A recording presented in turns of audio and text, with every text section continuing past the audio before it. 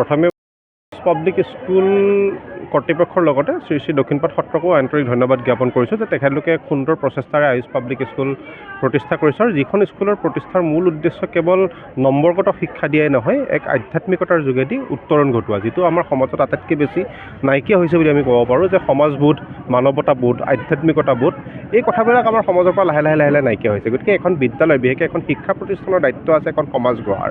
মই মোৰ ভাষণ প্ৰসংগত কৈছোঁৱে যে এখন সমাজ আচলতে এখন ঘৰৰ চোতালৰ পৰা নিৰ্মাণ হয় আৰু এখন ঘৰৰ চোতালত হোৱা আলোচনা আৰু সংস্কৃতিয়ে এখন সমাজ বা এখন দেশৰ কি গতি লয় সেইটো নিৰ্ধাৰণ কৰে। আৰু এই কথাবিলাক খুব সূক্ষ্ম পৰ্যায়ত হ'ব লাগিব।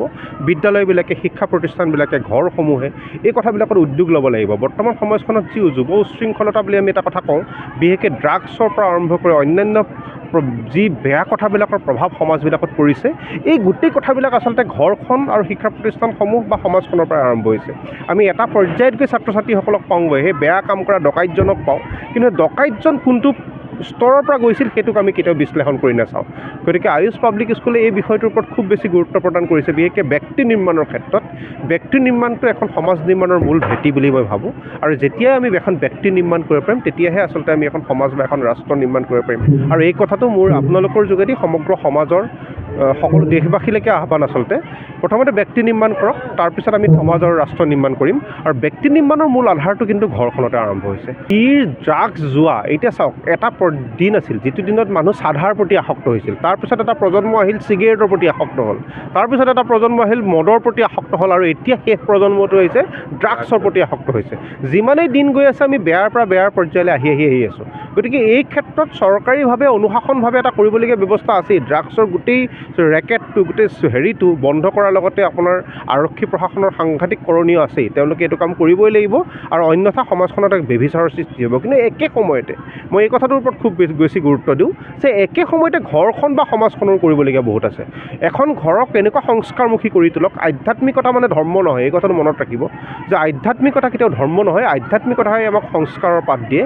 সেই সংস্কাৰৰ পাঠটো বিশেষকৈ ভাৰতীয় দৰ্শন, যি ভাৰতীয় শিক্ষাৰ যি দৰ্শন, এই শিক্ষাৰ দৰ্শনটো বিশ্বতে অমূল্য বুলি ক'লেও ভুল নহয়। কিন্তু ভাৰতীয় শিক্ষা দৰ্শনত যোৱা এজন ছাত্ৰ বা এগৰাকী ছাত্ৰীয়ে যি প্ৰকৃততে ভাৰতীয় দৰ্শনেৰে শিক্ষিত হৈছে, তেখেতলোকে কিন্তু বেয়া কাম খুব বেছি কৰিব পাৰিব বুলি মোৰ মনে নধৰে, যদি আমি সেইজন ছাত্ৰ বা সেইগৰাকী ছাত্ৰীক প্ৰকৃত ভাৰতীয় দৰ্শনেৰে শিক্ষিত কৰিব পাৰোঁ। গতিকে আমাৰ ছাত্ৰ ছাত্ৰীসকলক আমাৰ অসমীয়া সমাজখনতো মহাপুৰুষ শ্ৰীমন্ত শংকৰদেৱ গুৰুজনাই এনেকুৱা এক দৰ্শন দি থৈ গৈছে, এনেকুৱা এক চিন্তা দি থৈ গৈছে, সেই চিন্তাবোৰক আমি আনিব লাগে। যিবোৰ চিন্তাৰ যোগেদি আমি আধ্যাত্মিকতাৰ পাঠ ল'ব পাৰোঁ, আমি সাংস্কৃতিক পাঠ ল'ব পাৰোঁ, আমি মূল্যবোধৰ পাঠ ল'ব পাৰোঁ।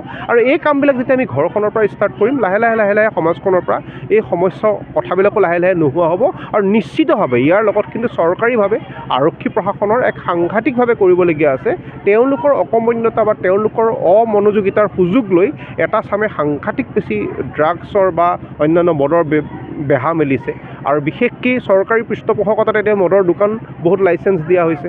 এই কথাবিলাক ৰাজহ সংগ্ৰহৰ নামত আমি যিকোনো এটা পৰ্যায়ত আচলতে গুচি যোৱাটো মই উচিত নহয় বুলি ভাবোঁ। এজন শিক্ষক হিচাপে মই অনুভৱ কৰোঁ যে আমাক ৰাজহ লাগিবই, কিন্তু ৰাজহ সংগ্ৰহৰ নামত আমি এখন সমাজক কিন্তু তেনেকুৱা দৃষ্টিৰে চাই তেনেকুৱা কথাবিলাকৰ মাজলৈ লৈ যোৱাটো কেতিয়াও উচিত নহয় বুলি মোৰ মনে কয়। গতিকে মই চৰকাৰকো ইয়াৰ যোগেদি আহ্বান জনাম, অনুৰোধ কৰিম যে আপোনালোকে এই কথাবিলাক ৰিভিউ কৰক।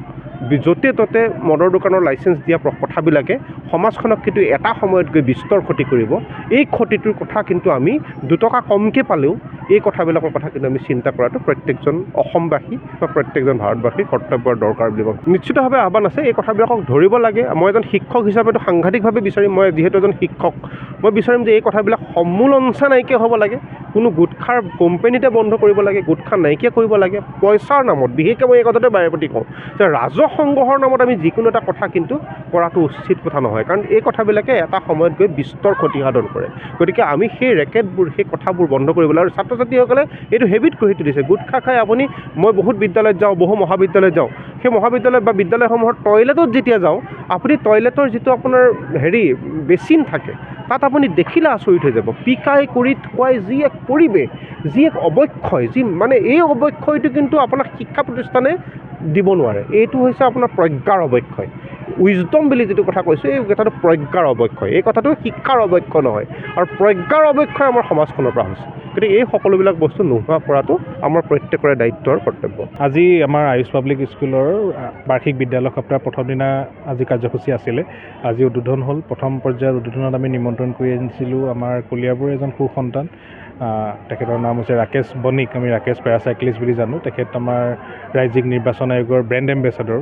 গোটেই অসমত তেখেত ঘূৰি ফুৰে 100% ভোটদানৰ এক প্ৰচাৰ কৰিবলৈ। লগতে তেখেত এইকাৰণে বিখ্যাত যে তেখেতে সুদূৰ মস্কোৰ পৰা ভাৰতলৈ প্ৰায় 7,000 কিলোমিটাৰ এখন ভৰি নোহোৱা অৱস্থাত তেখেতে চাইকেল চলাই আহিছিল। যিকোনো খবৰৰ বাবে যোগাযোগ কৰক আমাৰ এই নম্বৰত 9181 307 221।